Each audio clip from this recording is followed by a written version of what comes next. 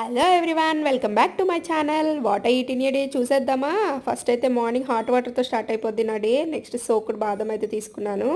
1 hour తర్వాత దోశ అయితే వేసేసుకుంటున్నాను బ్రేక్ఫాస్ట్లోకి. రెగ్యులర్గా మా ఇంట్లో ఇడ్లీ అండ్ దోశ ఉంటుంది. ఈరోజు అయితే దోశ. సో దోశ అయితే నాకు క్రిస్పీగా ఉంటేనే చాలా ఇష్టం అనమాట. సో దోశలు అయితే వేసేసుకున్నాను. ఇందులో కాంబినేషన్ వచ్చేసి అల్లపు చట్నీ అండ్ పల్లి చట్నీ. మోస్ట్లీ నాకు ఈ కాంబినేషన్ ఇష్టము. సో ఒకవేళ అల్లపు చట్నీ మిస్ అయితే పల్లి చట్నీ మీద షుగర్ స్ప్రింకిల్ చేసుకుని తినేస్తానమాట. నెక్స్ట్ వచ్చేసి చాయ్ లేకపోతే నా రోజు గడవదా అనిపిస్తుంది.